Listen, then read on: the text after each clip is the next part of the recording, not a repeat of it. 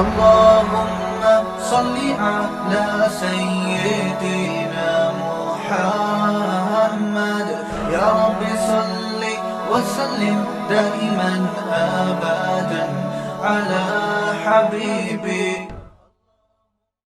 اللہ تعالیٰ کو اپنی عبادتوں میں سب سے زیادہ جو پسند ہے عبادت وہ نماز ہے. نماز عربی میں جسے صلاح کہتے ہیں. دنیا میں کوئی بھی کسی کو جب کسی کام کے لیے بلاتا ہے، کوئی ذمہ داری لگاتا ہے، تو ایک مرتبہ بتا دینا کافی سمجھا جاتا ہے. اناؤنسمنٹ ایک دفعہ ہوتی ہے. اللہ تعالیٰ نے بھی جتنی عبادتیں ہمیں دیں ان میں ایک دفعہ اناؤنسمنٹ ہوئی ہے. رمضان کا روزہ فرض ہے، کتنی دفعہ بتایا؟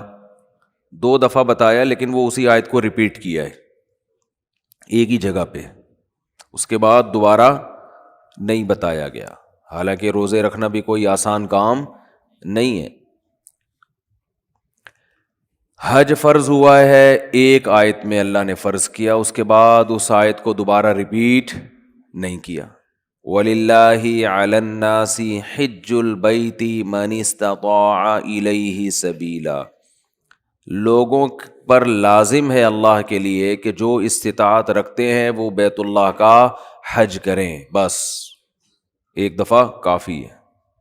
اسی سے پوری دنیا صدیوں سے جو بھی مسلمان ہیں حج کرتے چلے آ رہے ہیں، لاکھوں روپے خرچ کرتے ہیں. لیکن نماز ایک ایسی چیز ہے جسے بار بار بار بار بار بار درجنوں بار قرآن میں بتایا گیا ہے. درجنوں بار. جہاں اہل ایمان کی صفات بیان کی، نماز اور زکوٰۃ بھی ساتھ میں. نماز ادا کرتے ہیں، زکوٰۃ دیتے ہیں. نماز ادا کرتے ہیں، خرچ کرتے ہیں. نماز ادا کرتے ہیں، غریبوں کو کھانا کھلاتے ہیں. نماز ادا کرتے ہیں، ہماری راہ میں خرچ کرتے ہیں.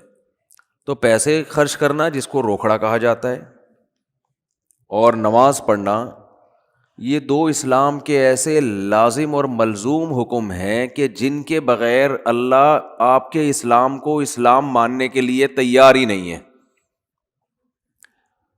انہیں کہا جاتا ہے شعائر اسلام میں سب سے بڑے شعائر.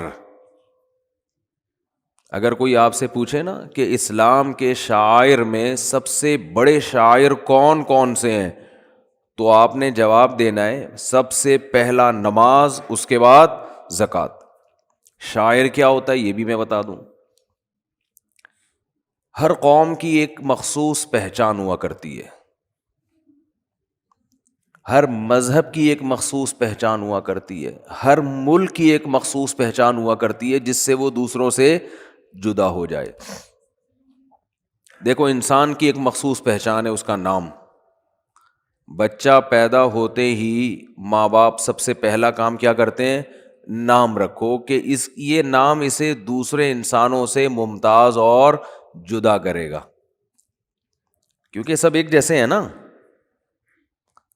مثال کے طور پر نادرا والے یہ قانون بناتے ہیں کہ جو بچہ پیدا ہو اس کی ناک کا سائز، آنکھوں کا سائز رجسٹرڈ کروا لیں. یہ بتا دیں کیسی ہے ناک اور آنکھیں کیسی ہیں، تاکہ ہمیں پتہ چل جائے یہ الگ ہے اور وہ دوسرے الگ ہیں. یا والدین بھی ایسا کرتے کہ ہمارے 6 بچے ہیں تو یہ والا چونکہ تھوڑی سی موٹی ناک ہے، وہ والے کی تھوڑی سی پتلی ہے، تو ہم اس کو ہم کہیں گے موٹی ناک والا اور اس کو کہیں گے پتلی ناک والا. یعنی صفات سے ہم بلائیں گے اور فرق کریں گے، یہ والا وہ یہ والا ہے، وہ والا نہیں ہے یہ، اور وہ والا ہے، وہ والا یہ والا نہیں ہے. کتنی ٹینشن ہو جاتی کہ نہیں ہو جاتی. بھائی ہو سکتا ہے تیسرا بچہ پیدا ہوتا اس کی بھی موٹی ناک ہوتی. اب موٹی میں درمیانی درجے کی موٹی اور زیادہ موٹی، کیا ہو گیا؟ نادرا والے بھی ٹینشن میں. وہ ڈیٹا جب سرچ کرتے تو بھائی 2 آنکھوں والے کتنے ہیں، تو سارے ہی 2 آنکھوں والے ہیں. بڑی آنکھوں والے تو بڑی میں لاکھوں کروڑوں ایسے آ جاتے جن کی آنکھیں بڑی ہیں. چائنا آنکھیں، چھوٹی چھوٹی آنکھیں، لاکھوں کروڑ ہیں جن کی چائنا والے جیسے آنکھیں ہوں گی. تو سب سے پہلے جو انسان کی پہچان ہے وہ کیا ہے؟ نام. بھائی اس کا نام وسیم ہے، اس کا نام ستار ہے، اس کا نام غفار ہے، اور پھر ناموں میں بھی ایک دوسرے سے فرق کرنے کے لیے ولدیت ڈال دی جاتی ہے. یہ سلیم بھائی، یہ بھی سلیم، یہ بھی سلیم، لیکن یہ سلیم جو وسیم کا بیٹا اور یہ سلیم جو ستار کا بیٹا، ولد ستار. ایسا ہی ہوتا ہے کہ نہیں ہوتا؟ لیکن اس میں بھی پھر کنفیوژن ہوتی ہے. سلیم ولد ستار بہت سے ہوں گے. بھی میں چند دن پہلے کسی مجلس میں گیا تو ایک صاحب آئے، تعارف آپ کا نام کیا ہے؟ میں نے کہا طارق مسعود. میں نے کہا آپ کا؟ کہہ رہے طارق مسعود. بالکل وہی نام، کر لو کیا کرنا ہے بھائی. اور چلیں آگے، ایک صاحب کا نام بھی طارق مسعود، میرا نام بھی طارق مسعود، اور جب ان سے ان کا نام پوچھا گیا تو ان کا نام مفتی طارق مسعود. مفتی بھی ان کے شروع میں لگا ہوا ہے. تو کتنی کنفیوژن ہے نا. تو کچھ چیزیں ہمیشہ ایسی ہوتی ہیں جن کو دیکھ کے فوراً پتہ چل جائے یہ والا وہ والا نہیں. جیسے ناموں میں بھی اگر کنفیوژن ہوگی تو یہ جو انگوٹھا ہے نا، انگوٹھا نادرا اس سے ٹریس کرتا ہے. او بھائی یہ انگوٹھا دوسرے انگوٹھے سے نہیں ملتا. اس کو جلا بھی دو گے نا، اگر جلا دو، تیزاب پھینک کے مٹا دو، دوبارہ جو نئی اسکن نکلے گی اس میں وہی ڈیزائن پھر بنا ہوا ہوگا جو پہلے تھا. یہ اللہ کی قدرت ہے کہ اللہ نے آپ کو دوسروں سے ممتاز کرنے کے لیے اسی اسٹائل میں لکیریں دی ہیں جو پہلے آپ کے پاس تھی. اب انگوٹھا ہی کوئی کاٹ دے تو ایک الگ بات ہے، کیونکہ لکیریں انگوٹھے پہ ہوتی ہیں نا. انگوٹھا ہی ختم ہو گیا تو پھر کیا کرو گے؟ تو ایسی لکیریں پھر صرف انگوٹھے کی نہیں، ساری انگلیوں کی جس طرح سے ہیں اسی طرح ہی رہیں گی ہمیشہ. یہ تو اصل میں آپ کی جو پہچان ہے نا وہ کیا ہے؟ یہ انگوٹھا. جب بھی انگوٹھے کا تذکرہ آتا ہے مجھے وہ سبزی والا یاد آتا ہے جس کے انگوٹھے میں 1 سال تک لے کے بیٹھا رہا. یہی سوچتے تھے ہم کہ انسان کی پہچان کس سے ہوتی ہے؟ انگوٹھے سے. تو اس نے ہمیں یہ کہا تھا کہ ہمیشہ اپنا پیسہ خاندانی آدمی کو دو جو تمہیں فراڈ نہ کرے تمہارے ساتھ. تو میں نے کہا کون ہے؟ کہہ رہے میرے جیسا خاندانی ہونا چاہیے. تو میں نے کہا اپنا آئی ڈی کارڈ دو گے؟ اس نے کہا جب چاہو لے لو. میں نے کہا دیکھو اسلام میں حکم یہ ہے کہ اسٹیمپ پیپر پہ، یعنی ریٹن میں صحیح قانونی کارروائی ہونی چاہیے، تو اسٹیمپ پیپر پہ یہ لکھ کے دو. اسٹیمپ پیپر پہ لکھ لو. مجھے تو لگ رہا تھا بھائی بڑا خاندانی ہر چیز. تو اس نے میں نے کہا انگوٹھا بھی لگا دو. اس نے کہا جب چاہو، جتنی چاہو انگلیوں کے انگوٹھے. کئی جگہوں پہ انگوٹھے لگے ہوئے تھے. جب وہ پیسے لے کے بھاگا ہے کئی دنوں تک اس کے انگوٹھے ہم دیکھ کے ہاں بات کرائیں 1 منٹ ادھر. ضروری کال تھی، ان کو بولا ہوا تھا. کال ملاؤں؟ السلام علیکم. ہیلو ہیلو، بات ہی نہیں سن رہے یار. ہیلو، میں اپنے فون سے ملا لیتا ہوں. یہ ذرا ضروری کال ہے، اس کو ریکارڈنگ کو چلنے دیں. ریکارڈنگ نہیں چھیڑ چھاڑ کیا کریں. اچھا تو انگوٹھا سمجھتے ہیں؟ جب بھی میں فون کر رہا ہوں، جب بھی میں نادرا جاتا ہوں نا انگوٹھا لگانے کے لیے کسی بھی کام سے، تو مجھے وہ انگوٹھے یاد آ جاتے ہیں اس کے. کیا بنا بھائی؟ نہیں چھوڑ دیں ان کے پاس ہی. بڑی مہربانی آپ. ہاں ہاں ٹھیک ہے ٹھیک ہے ٹھیک ہے ٹھیک ہے. چلے ضروری کام تھا. بکری خریدی تھی، وہ کسی نے پہنائی، اب ہم نے اس کو واپس پہنائی ہے. بڑی شکر ہے واپس لے لی. اچھا آدمی تھا. آج ہی اتوار بازار سے بکری خرید کے لایا تھا. اس نے کہا گابن ہے. بکری کے بارے میں اس نے کہا گابن ہے. ہم دے دیا اس کو، چیک دے دیا. میں نے کہا چلو بھائی. بکری لے کر آئے تو محلے پڑوس والوں نے کہا بھائی یہ گابن نہیں ہے. خیر جتنے جان پہچان والے بکری والے ان کو اس کی تصویریں کھینچ کے بھیجیں. بہت سونے کا یہ ڈاؤٹ ہے. تو ہم نے کہا اس کو فون کیا، شکر ہے نمبر تھا، اچھا آدمی تھا، اس نے واپس لے لی. چلو خیر، انگوٹھے کی بات چل رہی تھی. اصل کیا چل رہا تھا؟ انگوٹھا. اچھا آدمی تھا اس لیے واپس لے لی. اس کو بھی کسی نے پہنائی تھی نا، اس کی اپنی نہیں تھی. پہنانا چل رہا ہے نا، تم ادھر پارسل کرو وہ آگے پارسل کرتے. یہ بزنس پاکستان میں کیا چل رہا ہے؟ یہ ہے بزنس کہ آپ اس کو ٹوپی کراؤ، وہ اس کو آگے پہنا دے، وہ آگے پہنا دے. تو اب ہم نے جب ریورس کی ہے تو اب پتہ نہیں کہاں تک ریورس ہوگی وہ. وہی ہے تب پڑھے تو پاس کر ورنہ برداشت کر. ٹھیک ہے نا. تو بچپن میں لائن میں کھڑے ہوتے تھے نا, ایک کسی کو یوں مارتا تھا, جب وہ غصے میں پیچھے مڑ کے دیکھتا اسکول کی لائن میں تو کہتا آگے پارسل کر دے, تو آگے پارسل کرتے, وہ پھر آخر تک جاتا تھا. خیر, تو وہ انگوٹھے جو تھے, میں نے پہلے بندہ تلاش کیا, بندہ کراچی میں کہاں ملتا ہے آپ کو پتہ ہے, تو وہ 1 سال تک وہ انگوٹھے لے کے میں بیٹھا رہا. تو کیا کر لیتا ہے آدمی, کوئی لا نہیں ہے, کوئی قانون نہیں ہے کہ آپ کسی سے قانونی طریقے سے پیسے نکلوا دیں, کوئی لا نہیں ہے. بہت زیادہ آپ عدالت میں لے بھی, اول تو عدالت میں لے جانے تک کہتے ہیں نا, مرغی چھڑانے کے لیے بھینس کی قربانی دینی پڑے گی آپ کو, مرغی چھڑانے کے لیے بھینس کی, ججوں کو زیادہ کھلانا پڑے گا. آپ عدالت میں لے بھی گئے تو لے جانے کے بعد وہ وہاں کھڑا ہو جائے گا غریب بن کے, جیسے پھٹے پرانے کپڑے, جج بولے گا اس کو تو یہ 5,000 میری طرف سے بھی لے جا یار یہاں سے. وہ ایسے مسکین بن کے جاتے ہیں, اس سے کیا نکالے گا. قانون یہ ہے کہ آپ کی قسطیں بن جائیں گی, یا پھر غنڈوں سے کام لیا جائے, غنڈوں سے, وہ بھی ایک آپشن ہے, غنڈوں کو کچھ پیسے کھلاؤ, وہ کٹ لگائیں. تو پرانا واقعہ ہے, اتنے تعلقات نہیں تھے اس وقت. تو خیر, یہ جو انگوٹھا ہے, صحیح ہے نا, جب بھی بولتا ہوں مجھے یاد آتا ہے, تو یہ آپ کا کسی سے میچ نہیں کرتا, کسی سے میچ نہیں کرتا. تو یہ بھی آپ کی ایک شاعر ہے, یعنی جس سے آپ پہچانے جاتے ہیں. لیکن اس کو پہچاننے کے لیے مشین چاہیے, ایسا ہی نہیں کہ دیکھتے ہی پتہ چل جائے.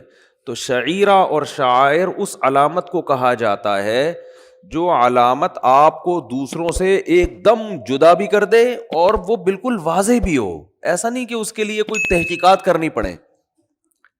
تو دنیا کی ہر قوم کی ایک خاص علامت ہوا کرتی ہے, ہر مذہب کی. دیکھو کوئی بھی اگر ہندو ہے نا, ہندو, تو چند علامتیں ایسی ہیں جو ان میں کامن ہیں, ان سے فوراً پتا چلے گا کہ یہ کیا ہے, ہندو ہے.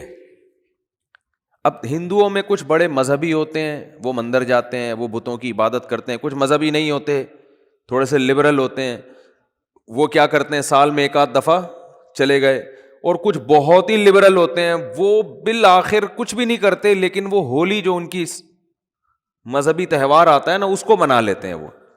تو ہم یہ کہہ سکتے ہیں کہ ہندوؤں کا ہولی منانا یا ان کی عورتوں کا ماتھے پہ ٹیکا لگانا یہ ایک ایسا شعار ہے کہ اور کچھ ہو نہ ہو اس سے پتہ چل جاتا ہے کہ یہ کیا ہے, ہندو ہے. یہ ہر ایک نے کیا ہوا ہوتا ہے, یہ ہر ایک نہیں کیا ہوا ہوگا. حتیٰ کہ ان میں جو لبرل بھی ہوں گے, جو مذہب کو نہیں بھی مانتے, وہ بھی کچھ نہ وہ بھی ہولی منا لیتے ہیں. تو یہ شاعر کا یہ مطلب ہوتا ہے. کرسچن جو ہوگا, عیسائی جو ہوگا, اس کی سب سے بڑی علامت ہے صلیب. دنیا میں کہیں بھی ہوگا وہ صلیب کو عزت دیتے ہیں, وہ صلیب کا احترام کرتے ہیں. جو صلیب کا نشان ہے نا, اس کا وہ احترام کرتے ہیں, کہیں بھی ہوگا. اگر کوئی عیسائی اس صلیب ہی کو نہیں مانتا, پھینک دے, تو اس کا مطلب یہ ملحد ہے, یہ عیسائی نہیں ہے. یہ عیسائیوں میں بگڑا ہوا عیسائی نہیں, بلکہ یہ وہ عیسائی ہے جو جس نے عیسائیت کو ترک کر دیا ہے. تو یاد رکھو, جیسے عیسائیوں کا یہ خاص شعار ہے صلیب کا نشان, ہندوؤں کا ایک خاص شعار ہے کہ ہولی تو منا ہی لیتے ہیں, وہ ٹیکا ان کی عورتیں ماتھے پہ لگا ہی لیتی ہیں, مخصوص ان کے لباس ہوتے ہیں. تو اسی طرح اسلام کی جو سب سے بڑی علامت قرآن و سنت نے ہمیں بتائی ہے نا, سب سے بڑی علامت, بعض لوگ کہتے ہیں توحید ہے. بھائی توحید تو اسلام میں داخلے کے لیے ضروری ہے نا, وہ شاعر تھوڑی ہے, وہ تو اسلام میں آپ کی انٹری اس کے بغیر تو ہو نہیں سکتی نا, اس کے بغیر تو اسلام ہی نہیں ہے. تو توحید کے بعد یعنی جو سب سے بڑی علامت جس سے آپ پتہ چلے کہ آپ مسلمان ہیں, وہ نماز ہے. اس لیے حدیث میں آتا ہے کہ مسلمان نماز چھوڑ سکتا ہی نہیں ہے. یہ ممکن ہی نہیں ہے کہ یہ مسلمان اور نماز چھوڑ دے, یہ پاسبل ہی نہیں ہے. آپ کہیں پاسبل تو ہے, ہمارے یہاں تو چھوڑ رہے ہیں لوگ, زیادہ تر چھوڑ ہی رہے ہیں. تو یہ صرف آپ کو یہاں ملے گا بر صغیر میں, دنیا میں کہیں نہیں ملے گا. افغانستان میں ہر شخص نماز پڑھتا ہے, چاہے وہ چرس بھی پیتا ہوگا نا, نماز پڑھے گا. سعودی عرب چلے جائیں, شراب بھی اگر کوئی پیتا ہوگا نا عربی, نماز بولو نا کیا ہو گیا, پڑھے گا. لوگ ہمیں آ کے بتاتے ہیں یار میں رائل فیملی میں تھا, وہ ایک شیخ شراب پیتا تھا, نماز کے ٹائم میں نماز پڑھتا ہے, مجھے سمجھ میں نہیں آ رہا ان کے شرابی بھی نمازی ہوتے ہیں.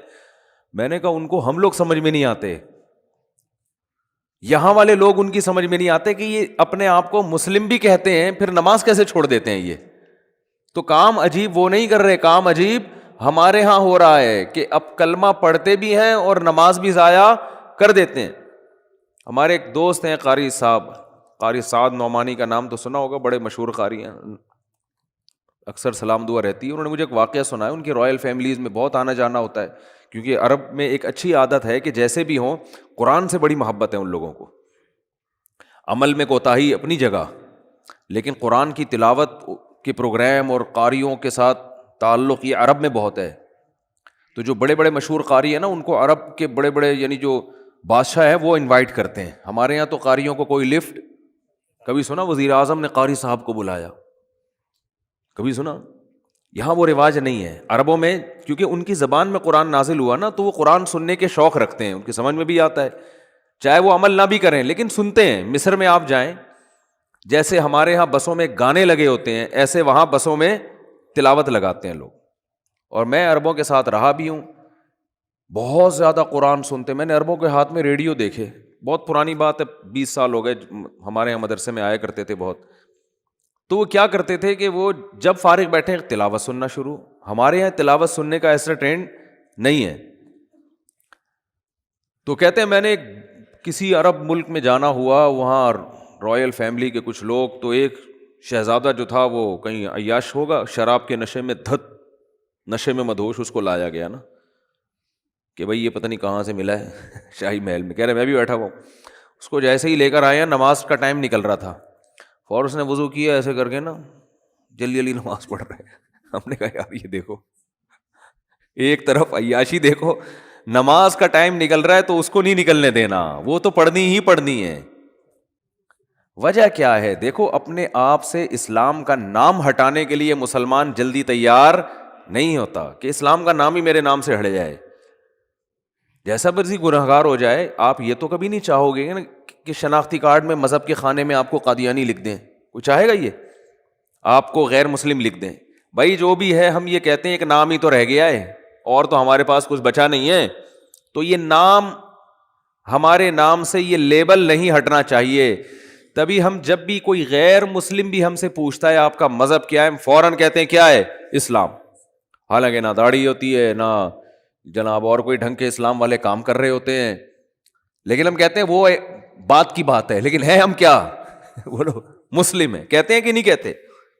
اور اگر وہ کہتے نہیں یار تم مسلم نہیں ہو، تم تو ڈرامے باز ہو، تم تو ہندو ہو، تم اپنی شادیوں کے طریقے دیکھو تو ہندوؤں والے طریقے ہیں، تم ہندو ہو، اگر غیرت ہوگی غصہ آئے گا کہ نہیں آئے گا؟ بلکہ آتا ہے غصہ، اتنی غیرت الحمدللہ مسلمانوں میں ہے۔ او بھائی تو مجھے ہندو کیوں کہہ رہا ہے؟ اب وہ ہندو جواب میں کہ تو کیا ہندو پڑھے لکھے نہیں ہوتے؟ کیا ہندو انسان نہیں ہوتے؟ آپ بولو وہ پڑھے لکھے بھی ہوتے ہیں، انسان بھی ہوتے ہیں، لیکن آپ مجھے ہندو نہیں کہہ سکتے، اتنی بڑی گالی سمجھی جاتی ہے، آپ مجھے عیسائی کہہ دو۔ ہمارے ایک دوست ہے، وہ کوئی ایک لڑکا آیا ملنے کے لیے نا، باہر سے آیا تھا، وہ پہچان نہیں گیا، اس کے چہرے سے ایسا لگ رہا تھا جیسے کسی اور مذہب کا ہے۔ وہ بعض دفعہ پہچانا جاتا ہے نا انسان اپنے، تو وہ دوست جو تھا میرا، وہ اس نے احتیاط نہیں کی، اس نے کہا آپ کرسچن ہیں یا آپ؟ اس کو ایک دم اس کو غصہ آ گیا، بھائی میں تمہیں کرسچن لگ رہا ہوں؟ تو میں نے بھی اس دوست سے کہا، میں نے کہا ایسے کسی کو اس طرح نہیں بولا کرو یار۔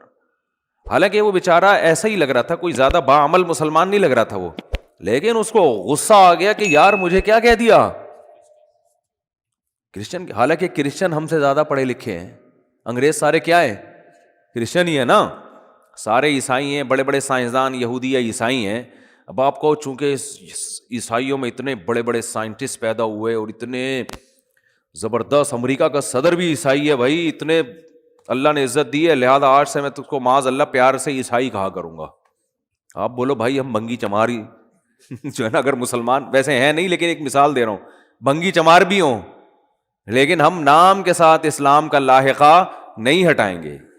راحت اندھوری کا ایک شعر ہے، مگر ایک ایمان باقی ہے، اسے بڑا وہ یاد نہیں آ رہا مجھے شعر۔ اس شعر کا یہی مفہوم ہے کہ اور تو ہمارے پاس کچھ نہیں ہے، ایک نام رہ گیا ہے۔ تو یاد رکھو یہ نام بچانے کے لیے نا آپ کو نماز پڑھنی پڑے گی۔ یہ پوری تقریر کا خلاصہ یہ ہے، یہ نام اللہ اس وقت تک نہیں مانتا جب تک آپ نماز نہیں، 5 ٹائم نماز کی پابندی نہیں کرتے، اللہ اس نام کو مانتا ہی نہیں ہے۔ تبھی اللہ نے اپنے نبی کی زبان سے کسی اور جرم پر اتنے بڑے کفر کا حکم نہیں لگایا جتنا نماز چھوڑنے پر لگایا. بخاری مسلم کی حدیث ہے, حضرت عبداللہ ابن مسعود رضی اللہ عنہما فرماتے ہیں کہ ہم نبی صلی اللہ علیہ وسلم کے دور میں کسی گناہ کو کفر نہیں سمجھتے تھے. کوئی بھی گناہ ہو جاتا نا, زنا بھی ہو جاتا کسی سے, ہم سمجھتے مسلمان ہے مگر اس سے کیا ہو گیا, زنا ہو گیا. ہم سمجھتے تھے مسلمان ہے مگر اس سے کیا ہو گئی, چوری ہو گئی, اس کا ہاتھ کاٹ دیا چوری کی وجہ سے. مسلمان ہے بھائی, ہاتھ کٹ گیا. مسلمان ہے بھائی, اس نے یہ کر لیا, اس نے یہ کر لیا, جو جرائم ہوتے ہیں دنیا میں. لیکن کہا, فرمایا کہ ہم نماز چھوڑنے والے کو مسلمان نہیں سمجھتے تھے, اسلام سے خارج سمجھتے تھے. تبھی آپ دیکھو قرآن مجید کیا کہتا ہے, فَوَيْلٌ لِّلْمُصَلِّينَ الَّذِينَ هُمْ عَنْ صَلَاتِهِمْ سَاهُونَ الَّذِينَ هُمْ يُرَاءُونَ. تباہی ہے ان نمازیوں کے لیے جو نماز میں ریاکاری کرتے ہیں, صرف دکھانے کے لیے پڑھ رہے ہیں, اللہ کے لیے نہیں پڑھ رہے. یہ وہ لوگ ہیں جو منافق تھے. تو اللہ نے منافق کی یہ علامت نہیں بیان کی کہ وہ نماز نہیں پڑھتا. پوائنٹ کی بات ہے, اس کو کھوپڑی میں بٹھائیں. اللہ نے منافق کی علامت بیان کی, وہ جھوٹ بولتا ہے. اللہ نے منافق کی علامت بیان کی, وہ وعدے کی خلاف ورزی کرتا ہے. وَإِذَا اؤْتُمِنَ خَانَ, جب اس کے پاس امانت رکھوائی جائے تو خیانت کرتا ہے. زبان میں 2 نمبری, ہر چیز میں. لیکن قرآن کہہ رہا ہے کہ یہ کہیں نہیں کہا کہ منافق نماز نہیں پڑھتا, یہ نہیں کہا قرآن نے. کیا ہو گیا بھائی؟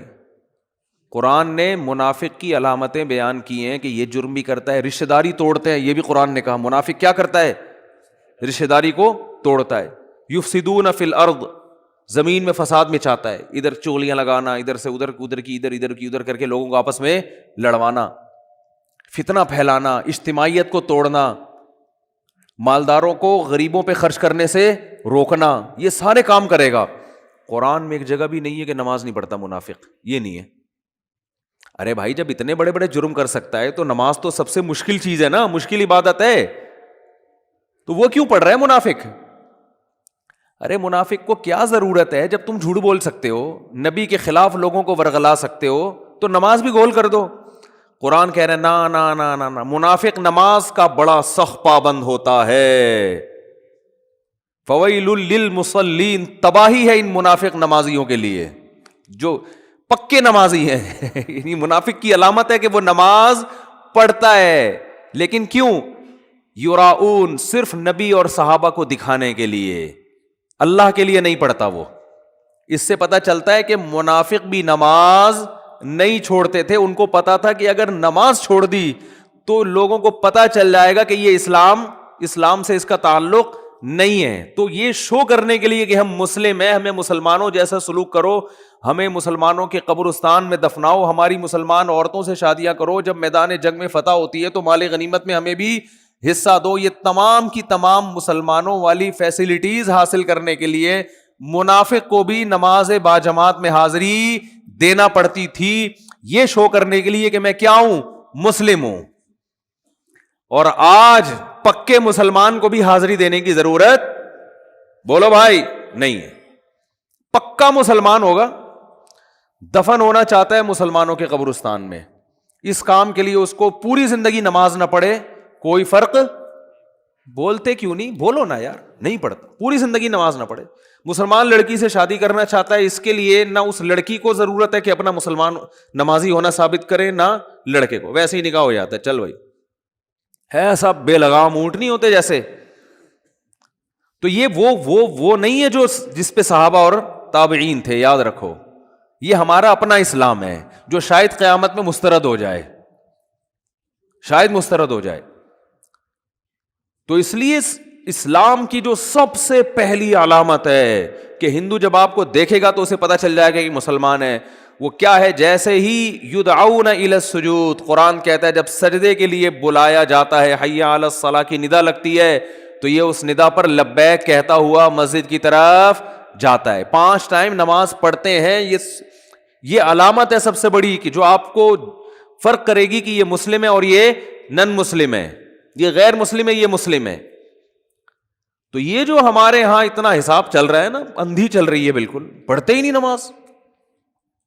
اور جو پڑھ رہا ہے اس کو سمجھتے ہیں بہت نیک ہے, یہ کیا ہے, بہت زیادہ نیک آدمی ہے.